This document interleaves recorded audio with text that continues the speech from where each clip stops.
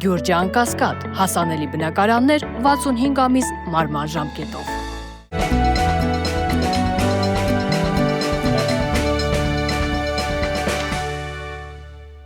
Բարև ձեզ։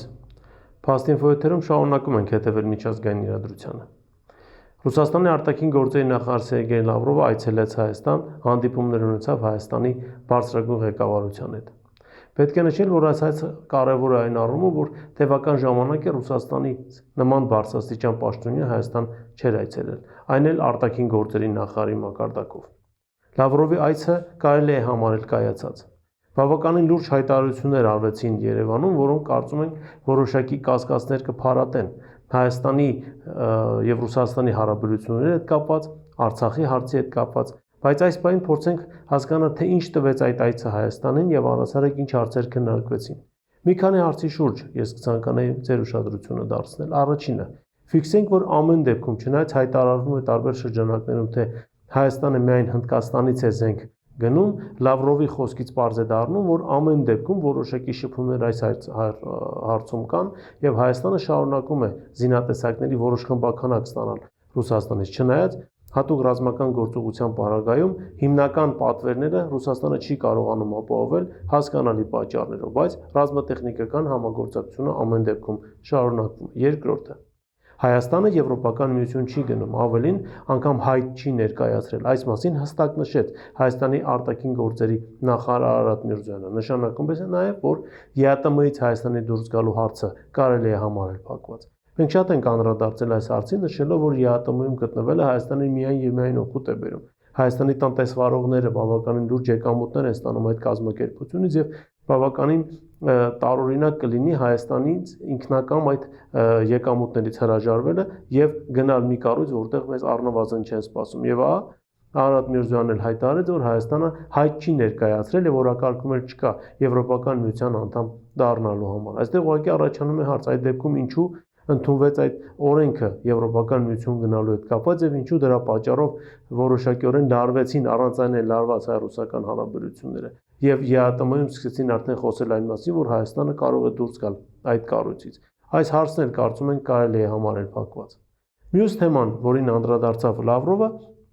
այն է, որ հայ-ռուսական հարաբերությունները շարունակում են զարգանալ, իսկ Արարատ Միրզոյանն էլ նշեց, որ Հայաստանը չի վերաֆորմատավորում հարաբերությունները Ռուսաստանի հետ, այսինքն այս բային Ռուսաստանի հետ նոր բնույթի հարաբերություններ կառուցելու հարց Հայաստանը իր առջև չի դնում։ Ընդամենը հարաբերությունները կարգավորվում են, հարաբերությունները բարելավում են եւ հարաբերությունները, ինչպես եւ ցանկացած կենթանի օրգանիզմ անընդհատ կարիք ունեն բարելավման եւ 90-ական թվականներին ստորագրած պայմանագրերը եւ պայմանագրերի տեքստերը եւս կարծում են կարիք ունեն բարելավման, քանզի դրանք այս բային ինչ որ առումով կարող են չհամապատասխանել այն մարտահրավերներին, որոնք կան տարածաշրջանում եւ Լավրովի այցը նաեւ ցույց տվեց, որ Հայաստանն եւ Ռուսաստանը այս ուղղությամբ պատրաստ են քայլեր ձեռնարկել հարաբերությունները զարգացնելու, բարելավելու եւ արկա խնդիրները կարգավորելու համար։ Բացի այդ, եւս մեկ կարեւոր հայտարարություն, որ արվեց նաեւ Հայաստանի ազգային ժողովի նախագահի կողմից, որ ռուսական 102-րդ բազան շարունակում է իր ծառայությունը հայ-թուրքական սահմանին։ Սա եւս նշանակում է, որ չնայած Թուրքիայի հետ ինչ որ գործընթաց է սկսվել եւ մտածում են հարաբերությունները կարգավորելու մասին, ամեն դեպքում 102-րդ բազայի արկայությունը չի խանգարում ոչ միայն այդ հարաբերությունների կարգավորմանը, այլ նաեւ կարող է զսպիչ գործոն հանդիսանալ թուրքական կողմի համար։ Չնայած այն թուրք կարծիքներին, թե 102-ը դժվար թե կարողանա դիմակայել թուրքական հարձակումին, եթե վերջինս իրականում որոշում կայացնի հարձակվել Հայաստանի վրա։ Այստեղ խնդիրը աշխարհաքաղաքական է եւ 102-րդ բազայի արկայությունը Հայաստանում դա աշխարհաքաղաքական հարցեր է կարգավորում եւ այստեղ միայն թուրքական ցանկությունը չէ հարձակվել Հայաստանի վրա։ Պետք է լինի աշխարհաքաղաքական որոշում իրավիճակը շիկացնելու եւ Ռուսաստանին տարածաշրջանային մեծ պատերազմի մեջ ներքաշելու համար, որպեսզի Թուրքիան իրավունք ստանա հարվածել 102-րդ բազային։ Բազան մնում է եւ սա կարծում են կարեւոր է հայ-ռուսական հարաբերությունների զարգացման համար։ Ինչևէ, տեսնենք թե իրադարձությունները ինչպես կզարգանան, քանզի մոտ ապագայում սպասվում է նաեւ այլ բարձրաստիճան ռուս պաշտոնյաների այց Հայաստան։ Բացի այդ, մենք այս այցը կարևորենք մեկ այլ հանգամանքով։ Տարածաշրջանում իրադրությունը բավականին լարվում է։ Ադրբեջանի պաշտպանության նախարարը Լավրովի այցի օրերին գտնվում էր Իսրայելում։ Մայիսի վերջին Մոսկվայում սպասում են Թուրքիայի արտաքին գործերի նախարարին տարածաշրջանի հարցերով քննարկումներ են գնում։ Լավրովն էլ իր ելույթում նշեց, որ տարածաշրջանային հարցերը պետք է կարգավորվեն տարածաշրջանի ձևաչափով, այսինքն 3 գումարած 3 ձևաչափով։ Այս մասին եւ Իրանն է բազմիցս նշել եւ Ռուսաստանն է բազմիցս նշել։ Հայաստանն էլ ըստ էության դեմ չէ, որպեսզի այս կարգավորումը իրականացվի նաեւ 3 գումարած 3-ի շրջանակներում։ Բնական է, գնում է աշխարհաքաղաքական մրցակցություն Եվրոպական միության եւ Ռուսաստանի կամ գլոբալ հակը արևմուտքի միջև եւ այս պարագայում երկուսի համար էլ կարեւոր է թե ում դաշտում կկայանա հայ-ադրբեջանական հարաբերությունների կարգավորման պայմանագրի ստորագրումը եւ ով իրեն կհայտարարի խաղաղարար 30-ամյա պատմություն ունեցող կոնֆլիկտը կարգավորելու համար։ Մյուս թեման, որին ցանկանում եմ անդրադառնալ, կապ ունի հայ-ադրբեջանական հարաբերությունների եւ կարծես թե առաջին թեմայի տրամաբանական շարունակությունն է։ Լրատվամիջոցները նշում են նաեւ արտասահմանյան, որ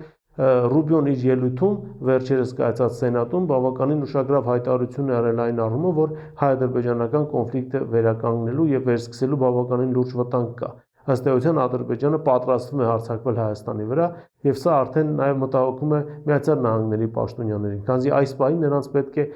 կայուն հարաբերական կայուն հարավային Կովկաս, եթե Իրանի հետ կապված բանակցությունները չմտնեն փակուղի, իսկ Իրանի հետ կապված բանակցությունները շարունակվում են եւ մոտ ապագայում տեղի կունենա այդ բանակցությունների 5-րդ փուլը։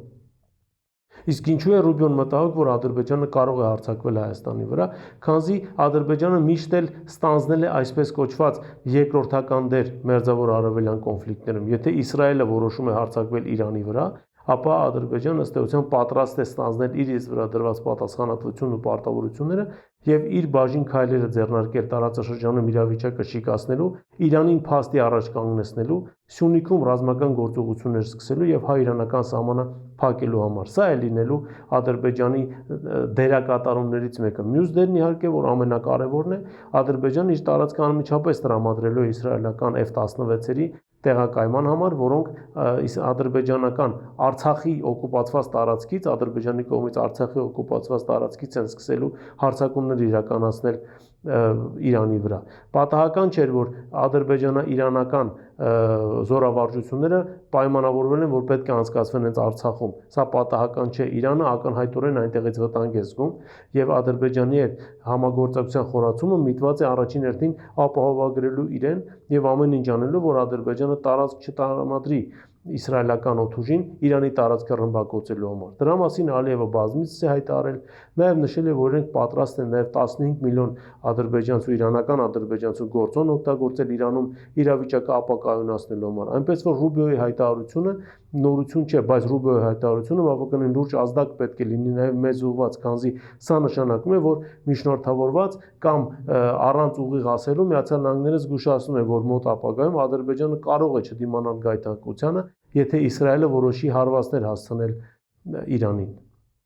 Ինչևէ, սպասենք տեսնենք իրադարձությունները այս ուղղությամբ եւս ինչպես կզարգանան։ Եվ երրորդ թեման, որին ցանկանում եմ անդրադառնալ, կրկին կապ ունի Ադրբեջանի հետ։ Կովկասի մուսուլմանների առաջնորդ Ալաշկուր Փաշազադեն հայտարարել է, որ հայ առաքելական եկեղեցին վտանգ է ներկայացնում տարածաշրջանի պետությունների համար։ Բացի այդ, իրենց համար որոշում են կայացրել, որ Երևանյան մասնաճյուղ պետք է ստեղծեն Կովկասի մուսուլմանների։ Բացի այդ, Փաշազադեն նաև հոխորտում է, թե հայերը ինչպես են հանդգնել իրենց սուրբ վայրը Ուչմիածինը վերցնել եւ այնտեղ Էջմիածին կառուցել, մայրտաճար եւ այլն եւ այլն։ Այն, որ այս ցոնորաբանությանը պետք է վերջ դրվի, կարծում ենք բոլորի համար է ակնհայտ։ Բայց նաև հիմնավոր կասկածներ ունենք, որ հայ առաքելական եկեղեցու դեմ պայքարում է ոչ թե Ադրբեջանը կամ Ադրբեջանի մահմեդականների առաջնորդը, այլ քուր եկեղեցիներ նրանց ձեռքով։ Քանզի վերջերս, եթե հիշում ենք, կաթոլիկ եկեղեցու առաջնորդը Վատիկանում, չգիտես ինչու Ալիևին եւ նրա կնոջը բավականին լուրջ պարգևատրումներ էր անում եւ այնտեղ խոսում էր Ադրբեջանի քրիստոնեական օրան լինելու մասին, անհասկանալի եւ անհեթեթ թեզեր։ Եվ դրանից կարճ ժամանակ անց պարզվում է, որ հայ առաքելական եկեղեցին վտանգ է ներկայացնում տարածաշրջանի պետությունների համար։ Միգուցե հայ առաքելական եկեղեցին իրոք վտանգ է ներկայացնում այն պետությունների համար, ովքեր ցանկանում են ֆիզիկապես եւ բարոյապես ու քաղաքականապես ոչնչացնել Հայաստանը, քանզի երբ չի եղել պետականություն, եկեղեցին է ստանձնել այդ դերը։ Եվ հիմա, եթե ցանկանում են Հայաստանը վերջնականապես ծնկի բերել, նշանակում է պետք է նաեւ պայքարեն հայ առաքելական եկեղեցու դեմ։ Բայց այստեղ մենք մեկ այլ հանգամանքի վրա ենք ցանկանում ուշադրություն դարձնել։ Աշխարհում Համենայն դեպս քրիստոնեական աշխարհում անթակույց բախում է գնում եւ այս բախման թիկունքում կարծես թե կանգնած է կաթոլիկ աշխարհը։ Քանզի միաժամանակ երկու ուղղությամբ է սկսվել այդ պայքարը։ Ուկրաինայում ուղղափառության դեմ է գնում այդ պայքարը եւ ցանկանում են ուղղափառությունը վերցնել եւ ուկրաինական եկեղեցին վերցնել ռուս եկեղեցու պատկանելությունից եւ հանձնել հույներին, եւ երկրորդ ուղղությունը, որ գնում է հայ առաքելական եկեղեցին է։ Կաթոլիկ աշխարհին դուր չի գալիս, որ հայ առաքելական եկեղեցին աշխարհում նման հեղինակություն ունի, սա մեկ եւ երկրորդը Երուսաղեմում հայ եկեղեցու դեմ այս հարձակումների թիկունքում ամեն դեպքում կանգնած են այն եկեղեցիները կամ եկեղեցին, ում դուր չի գալիս, որ Տիրոջ գերեզմանից կրակի հանման արարողության ժամանակ հայերը ունեն նույն իրավունքները, ես շեշտեմ 10 միլիոն հետևորդ ունեցող հայ առաքելական եկեղեցին ունի այն նույն իրավունքները, ինչ ունի 1 միլիարդ հետևորդ ունեցող կաթոլիկ աշխարհը կամ 200 միլիոն հետևորդ ունեցող ուղղափառ աշխարհը։ Լուրջ աշխարհաքաղաքական եւ լուրջ եկեղեցական բախում է գնում եւ այս արդյունքում հայ առաքելական եկեղեցին բավականին լուրջ վտանգի տակ է հայտնվում։ Իսկ որպեսզի քողարկեն իրենց մասնակցությունն այս ամենի տակ, առաջ են քաշում Կովկասի մահմեդականներին։ Երբևիցե Փաշազադեն նման հայտարարություններ չի արել եւ սա մեր համար եւս նորություն է։ Սա նշանակում է, որ ոչ միայն Հայաստան պետությունն է դրված հարվածի տակ, այլ հայկական տարը հարավային Կովկասում եւ առհասարակ աշխարհում դրված է հարվածի տակ։ Դրված է Հայաստան պետության եւ հայ առաքելական եկեղեցու լինել չլինելու հարցը։ Եվ այս առումով մենք բոլորս մեկ խրամատում պետք է լինենք պայքարելու այս երևույթների դեմ։ Հակառակ դեպքում վտանգի մեծ վտանգ կա, որ կարող են կորցնել եւ Հայաստան պետությունը եւ մեր կրոնը։ Այս թեմաներն էին, որոնց այսօր ես ցանկացա անդրադառնալ։ Այսօր այսքանն է, շնորհակալություն, կհանդիպենք եթերում։